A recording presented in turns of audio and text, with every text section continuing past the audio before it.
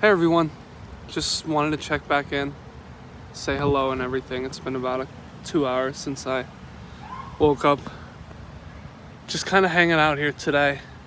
A complete stark difference compared to the days that I've had previously where I was getting up to close to 20,000 steps in a day.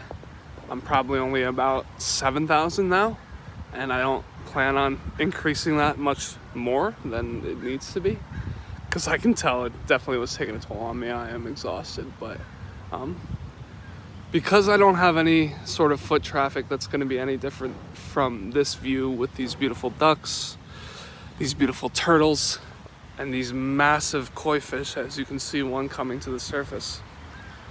I kind of wanted to talk a little bit about my perspective on homelessness before I obviously became homeless.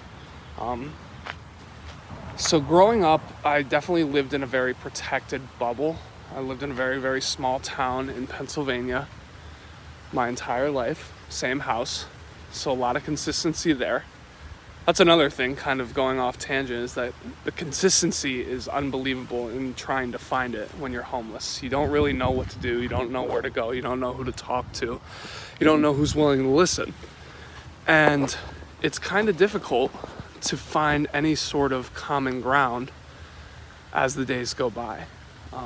But anyway, going back to growing up, I definitely was not exposed to a lot of the hardships that there are in the United States where I'm located.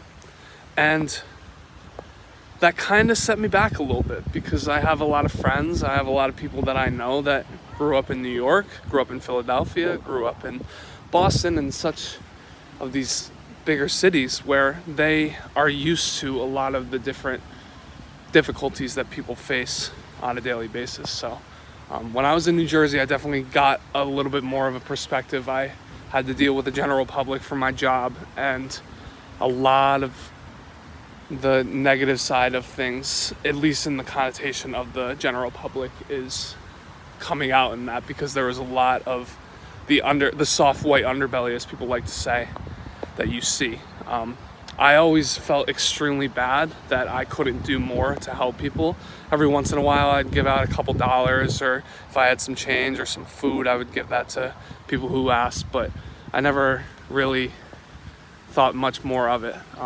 But I do want to say that is one good thing about Santa Barbara, is that it seems like a lot of people here want to tend and care for the homeless, no matter where their background, race, creed, color, identity is, and I really appreciate that.